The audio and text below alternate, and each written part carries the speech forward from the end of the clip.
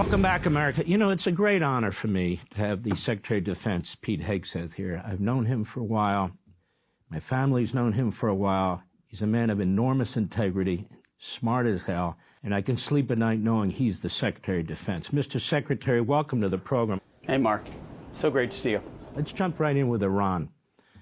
Iran is a grave threat to the United States. They're trying to build intercontinental ballistic missiles. They want to have nuclear warheads. President Trump has made clear in his first term, in his campaign, and now, as have you, as has the Secretary of State, as has the National Security Advisor, you're not getting a nuclear weapon by hook or by crook.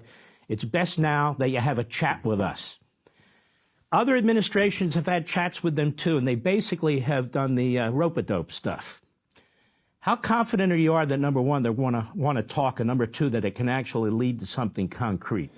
Well, Mark, it has to, and that's what President Trump is committed to. He has said very clearly, as you stated, unambiguously, Iran will not get a nuclear bomb under a Trump administration. Unacceptable, full stop, very clear. He said it, he'll keep saying it. Now, as we see with Vladimir Putin and Zelensky, there's only one man on the planet, and this is true, this is not hyperbole, one man on the planet who could bring them to the table and forge a lasting peace. And he's doing that right now. We're in the process of doing that. That is unique to Donald Trump because he's strategically unpredictable, he's strong, he's clear, and he's respected on the world stage.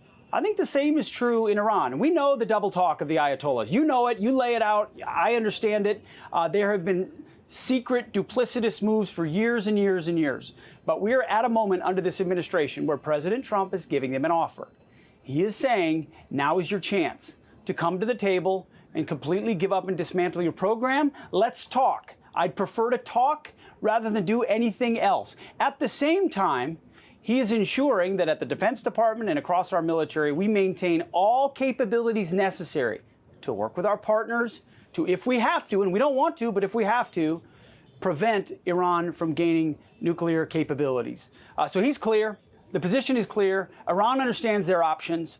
There's never been a more serious leader atop the United States of America. There's a very serious leader atop the state of Israel. There's a clear message that Iran cannot get a nuclear bomb, and we are prepared to enforce it. But we would much prefer that it be done at the table for the betterment of the Iranian people and for the betterment of peace. So we hope that's a possibility, but we understand the complications. You know, Mr. Secretary, I see the relationship between President Trump and Prime Minister Netanyahu. It's very, very close. The relationship between the United States and Israel, and I'm sure your counterpart there, it's very, very close. So when the United States is slamming away at the Houthis because they're blocking navigable waters, they're threatening our military and commercial ships, among other things, and when the United States has tried to help Israel get the hostages out, and Hamas basically gives them the you-know-what, and now Israel's going in fully to deal with it, it's a completely different environment, is it not, between what you inherited with Biden, which was capitulation, appeasement, and funding the enemy, versus Trump, who said, you better listen to what I'm saying because I mean what I say. You're exactly right, Mark. We're sitting on 4 years. This is to put it kindly. To put it kindly, 4 years of deferred maintenance. To put it honestly, 4 years of weakness that's created chaos and opportunities for our enemies to enrich themselves, specifically the Iranians. President Trump put maximum pressure on them. He bankrupted them. They were crawling to the table. And then Joe Biden came and opened it all back up. There was no aggression that happened under President Trump. And we didn't have the war in Ukraine. We didn't have what happened in October 7th.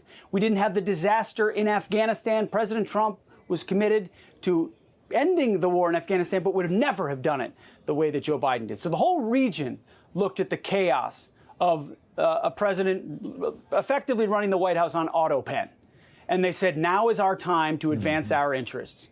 Donald Trump has restored peace through strength, through American leadership. It's starting with the Houthis and freedom of navigation. That's a clear mission. Let our ships sail. We are pounding them as we speak, unrelentingly, at their leadership, at their capabilities, at their ISR, at their air defenses, just so they stop shooting at our ships. But the message is also clear to Iran.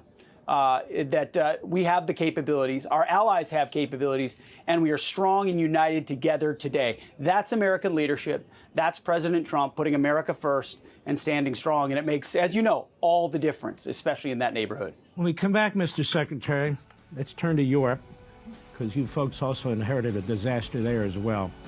And I want to drill down a little bit on that. We'll be right back.